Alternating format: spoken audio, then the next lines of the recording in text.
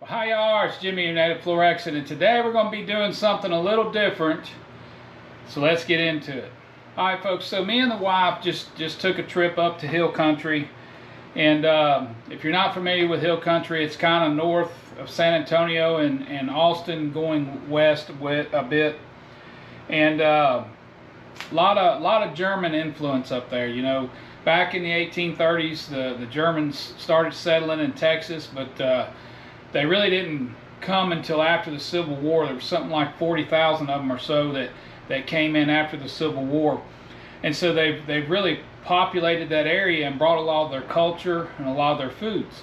And one of the reasons we like going up there, we like going to Fredericksburg and eating at the Auslander.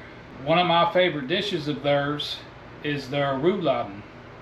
And so we got back, been thinking about it for a while. You know, I kind of like to try making that, but in a different way. So hang in there and let me show you what we're going to do. Alright folks, so in thinking about this, to me there's nothing that says Texas more than brisket. And I just happened to pick up this small piece of brisket. I think it was, what is that, $18.27 for this chunk of meat. So ain't no beef cheap right now. But I got to thinking, I wonder if I can slice this down and make us a rouladen, but different than the traditional. You know, traditional would have been some sirloin cut with the grain, and they would take and you know, add their seasoning to it, a little Dijon, some bacon, some pickle. They'd roll it up, they'd sear it, and then they'd braise it in the oven for a little bit.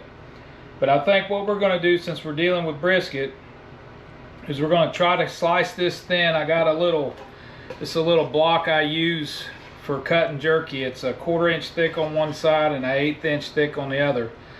So I'm going to try to slice it on that, and then I'll show you what we're going to do from there.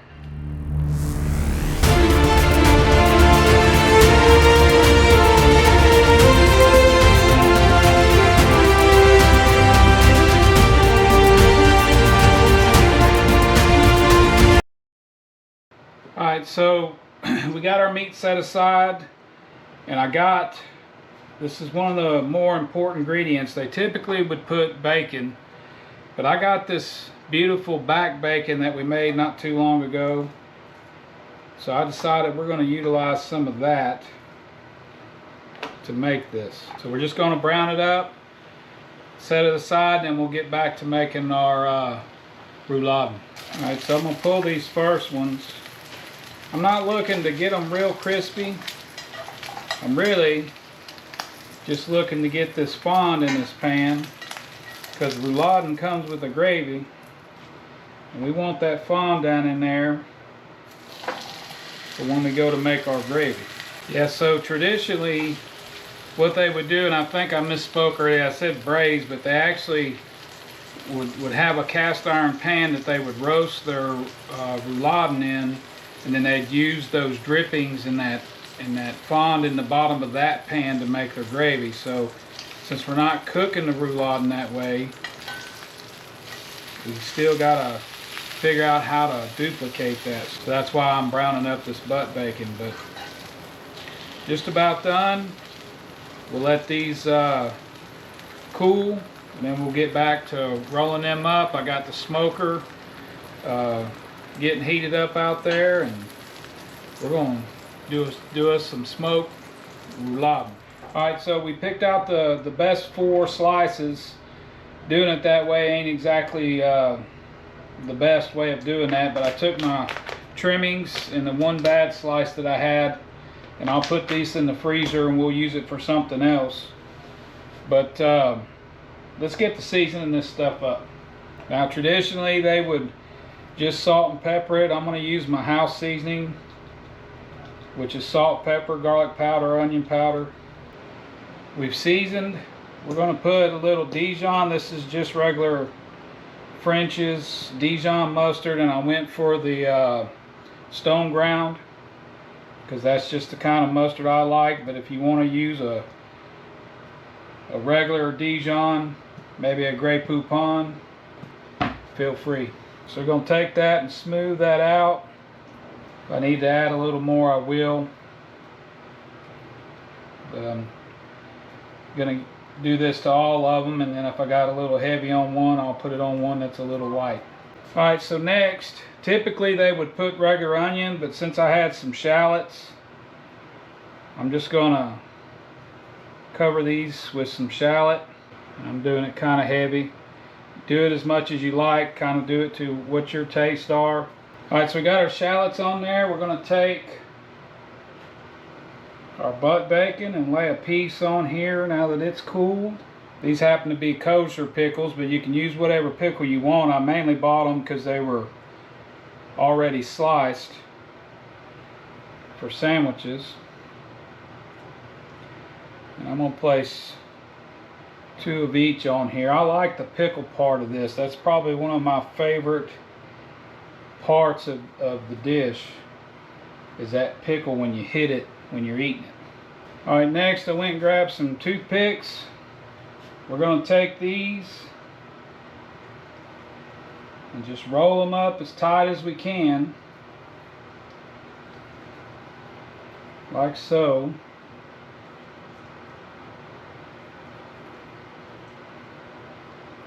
And then we're going to stop us a couple toothpicks in here just to hold them together. So let me get the rest of these rolled up, and then I'll show you what we're going to do from there. Alright, so here we go, folks. Our non-traditional Flor-xan Rouladen is what I'm going to call it, because I know somebody's going to get offended at me calling it a Rouladen, and it's not the right cut of meat and all that. But I got the smoker going. I got it set at 250. Going to take these out there, get them on there. I'm thinking it's going to take a few hours to smoke these through and get them tendered up, especially it being brisket. But hey, that's what experimenting's for. We'll see how it runs. Alright folks, so here we go. Not exactly certain how this is going to turn out, but we'll know here in a few hours. Likely I'll come out and rotate these as they cook. Keep an eye on the temperature. I'm probably going to run, we normally run brisket to over 200, but we'll see how these feel at about 180. Alright, so we're going to give it a check. It's been on for about an hour.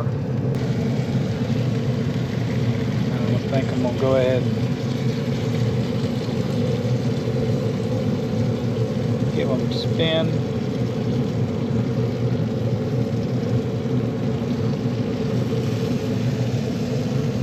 They're as tender as we want, so we're going to let them run. Alright, so these have been on here for a good little bit.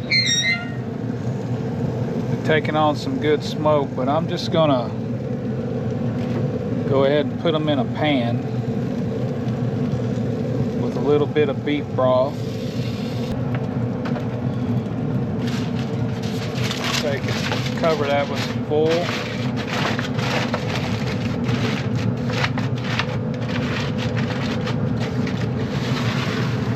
Since they already got some good smoke on them, that beef broth ought to help them tender up real nice. But we'll let them run another hour and see how they look. Alright, if you can hear me from all the dogs barking in the neighborhood. We've been panned up for about an hour. Come out earlier, moved it to one side so it didn't get too hot. Let's see where we're at. 202. That's good enough for me. I'm just gonna pull these off. Let's get them inside and get to making some gravy. Alright, so we got our meat off the pit, and I took and drained the juice out of the pan. Let's get into making some gravy. Alright, so like I said, we got our pan juices in here. Got my fire going. Okay, so I got a cup of cold water here. To that, I'm gonna add probably 3 good tablespoons of cornstarch. I'm just gonna mix this around. Get it incorporated real well, and then as this starts heating up, we'll put this in there to thicken up our gravy. Alrighty, so we're going to get this up to a slight little boil. I'm just trying to get all that fond off the bottom of that pan and mix our cornstarch slurry up a bit and dump her on in there and whisk it in. So I'm just going to bring this back up to a boil. We're going to add some seasoning to it, which is we're going to use some of our house daddle, a little bit of smoked paprika. I add a little bit of stale cracker Trinity to this. Last but not least, a little bit of Everglades rub. As you can see, this is thickening up good. Since this is thickened up now, got a good paste, we're going to thin it out with some Flor-xan Dunkel beer. It's going to foam up a little bit, but it'll thin itself out. I probably should have used a taller side pan. We're just going to add enough beer to thin this out so it's not too heavy. I'm just going to keep whisking this till I get it smoothed out the way I want it. Make sure that there's no cornstarch lumps in it. Alrighty, so our gravy's done. I whisked it, made sure everything's good and smooth. So now I'm just going to place our meat back in there.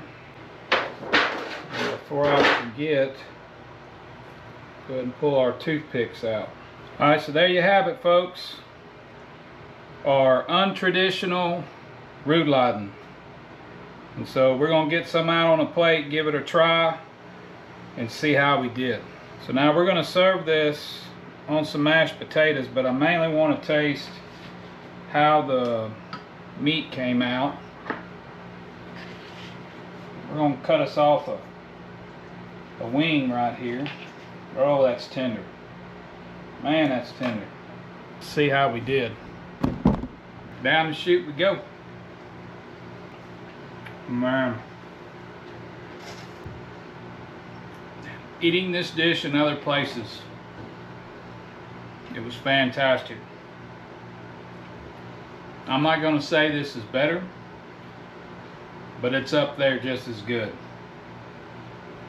It is really, really good. That brisket come out tender because we put it in that pan with that little bit of beef broth to help kind of tender it up. You still get that pickle flavor, a little bit of the Dijon mustard, and a little sweetness from them shallots. But this turned out. So I'm gonna get it upstairs, get it on some mashed potatoes, because I know it's really gonna be good like that. But hey, something new to try. It's always good to experiment, think of different ways of doing things. So this one worked out for us. So thanks for watching. Thanks to all you subscribers out there, and we'll see you on the next one.